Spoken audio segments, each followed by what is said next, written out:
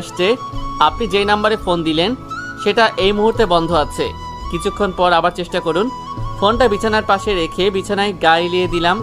ভাবতেছিলাম আসলে আমি কি এতই খারাপ যে রিয়া আমাকে দেখতে পারে না। এসব ভাবতে ভাবতে কখন যে ঘুমাই গেছি মনে নেই। যখন ঘুম ভাঙলো সন্ধ্যা হয়ে গেছে। এইদিকে ক্ষুধার জ্বালায় পেটের অবস্থা খারাপ।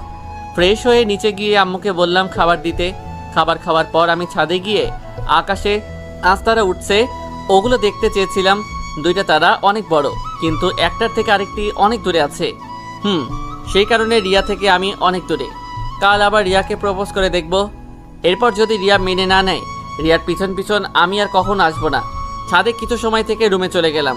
সকালে গোসল করে কলেজের জন্য রেডি হয়ে নিলাম। এরপর খাওয়া দাওয়া করে একটা ফুলের দোকানে গেলাম। ওখান থেকে কয়েকটা গোলাপ ফুল নিয়ে নিলাম। এরপর কলেজে গিয়ে রিয়াকে খুঁজতে লাগলাম। রিয়াকে দেখলাম ওদের আড্ডা দেওয়ার ওখানে একা একা দাঁড়িয়ে আছে। আমি ফুলগুলো হাতের পিছনে নিয়ে ওর কাছে গেলাম। কি ব্যাপার, তুই আজকে আবার আসছিস? রিয়া, না মানে একটা কথা বলার ছিল। আমি এবার রিয়ার সামনে হাঁটু গেড়ে বসে আছি। ফুলগুলো সামনে এনে আই লাভ ইউ রিয়া, আমি তোকে খুব ভালোবাসি অত্যন্ত, এবার মেনে নে। কুত্তার বাচ্চা, তোর এত বড় সাহস! কালকে তোকে চড় দিছি, তোর লজ্জা শরম কিছু নাই? বারবার কেন আমার সামনে আসিস? আমার বয়ফ্রেন্ড আছে, তুই সেটা জানিস না? তারপরও আমার পেছনে পেছনে কোন কারণে ঘুরিস?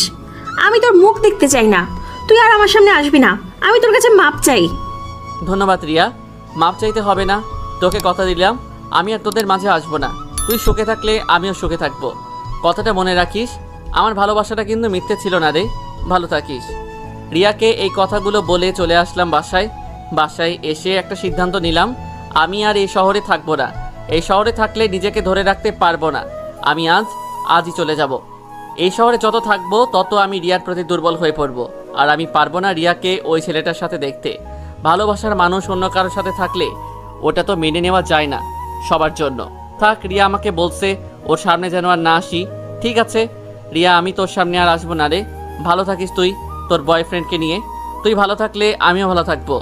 না চাওয়ার সত্ত্বেও চোখ থেকে 2 ফোঁটা নোনা পানি গড়িয়ে পড়লো। ওয়াশরুমে গিয়ে নিজের ইচ্ছা মতো ভিজলাম। মাথাটা ঝিঝি করছে।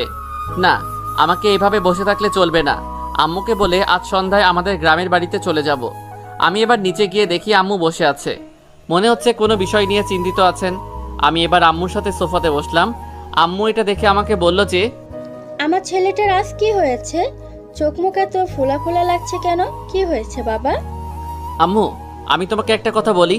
আসলে আম্মু আজই গ্রামের বাড়িতে চলে যাব। ভালো লাগছে না এখানে, আর থাকবো না।